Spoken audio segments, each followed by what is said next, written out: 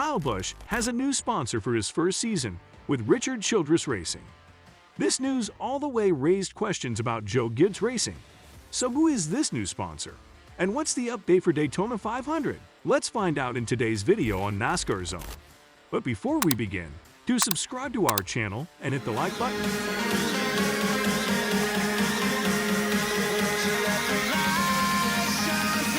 Netspend, a company that provides financial services, is now sponsoring Kyle Busch and Richard Childress Racing for more than one race.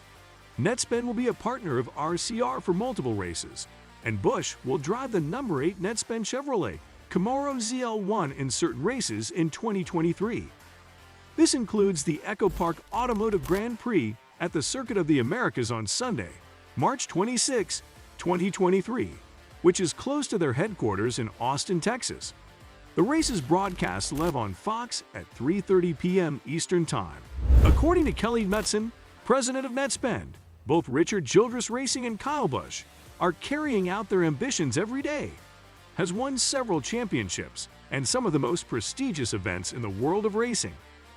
We are excited to see the number 8 Netspend Chevy on racetracks around the United States and to deliver our major marketing and commercial objectives through this one-of-a-kind platform with our cooperation with the RCR team. According to Tori Galita, president of Richard Childress Racing, we admire Netspend's technology-focused approach to their business and unique ability to connect people and brands together with new payment solutions, which aligns nicely with Richard Childress Racing's approach to our industry. We want to take this opportunity to welcome Netspend to RCR, and we look forward to expanding brand awareness, engaging key partners, developing new business partnerships, and bringing even more customers to Netspend's extensive portfolio of payment products and services. After 15 seasons, Busch left Joe Gibbs Racing to join RCR in 2023.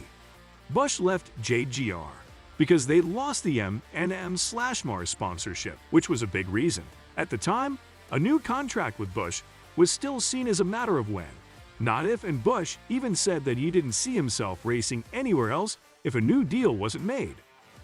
However, as time went on, it became clear that there would be a shift occurring.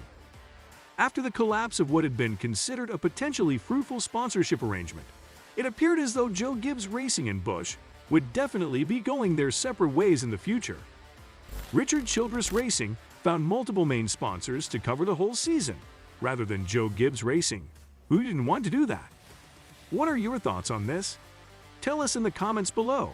Also, do subscribe to our channel and hit the like button if you are enjoying today's video.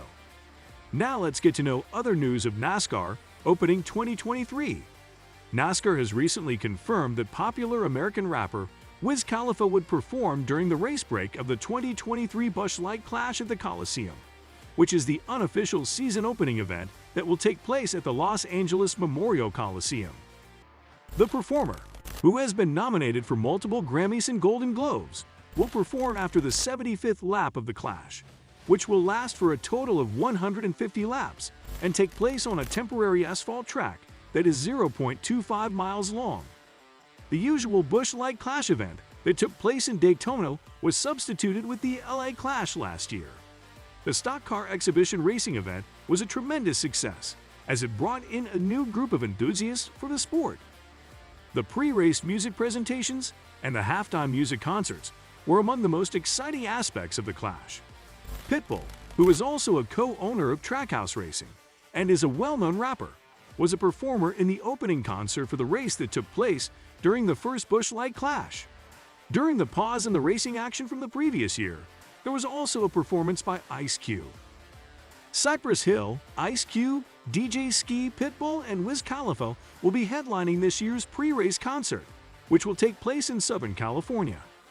Ben Kennedy, who is the Senior Vice President for Race Development and Strategy at NASCAR, made the following comments in a statement. Wiz Khalifa is an exceptionally gifted and talented entertainer who has fans all over the world. I have no doubt that his appearance at the Busch Light Clash, where we will be jointly celebrating the start of our 75th anniversary season, will have the audience standing in rapt attention.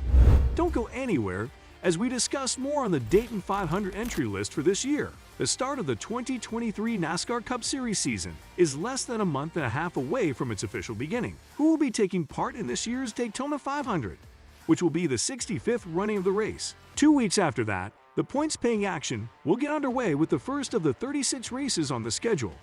There have been 33 full-time drivers confirmed for the 2023 season, and there are 3 other chartered entries that have been confirmed but do not yet have drivers. There have been 3 additional part-time entries confirmed for the Daytona 500, and there is a good chance that more may be added to that list in the very near future.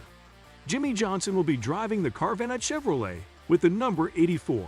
We previously knew he was going to attempt the Daytona 500, but now we know what color scheme he'll be using and what car number he'll be driving. In addition, 23X1 Racing tapped Travis Pastrana out of the blue to drive a third vehicle in an attempt to qualify for the Daytona 500. Save the date for Thursday, February 16th, as 2 major splashy names will be leading the duels.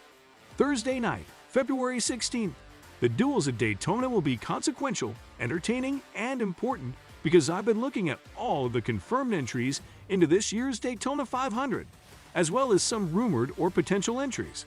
And we could be looking at one of the full Daytona 500 fields in recent history. Obviously, the field for the actual race is capped at 40, but we may have 44, 45, or more entries, which means a good handful of drivers and teams may end up leaving before the big show, especially when you consider some of the big names which are basically confirmed at this point. Obviously, Jimmie Johnson will enter the race and try to qualify Travis Pastrana, another huge name. Front Row Motorsports has announced that defending Truck Series champion Zane Smith will attempt the 500. We don't know in what car or for whom, but they have stated that it will happen. Austin Hill has already been confirmed as Beard Motorsports driver for the 62. He plans to compete in the Daytona 500, his second Cup Series race, assuming all 4 of those occur, and I have no reason to believe they will not. That totals 40. Plus the 4 open cars, that's a full field. We'll start talking about people leaving because there are no guaranteed spots left. Trackhouse and Project 91 are 2 potential teams that have been relatively quiet recently. Project 91 Trackhouse and the Money Team were speculated as probable landing spots for 4-time Indy 500 champion Castro Neves. So either the Trackhouse or the Money Team could sign Helio Castroneves for the Daytona 500. Consider Johnson, Pastrana, and possibly Castroneves all racing in duels to see whether the show team has a chance in the Daytona 500.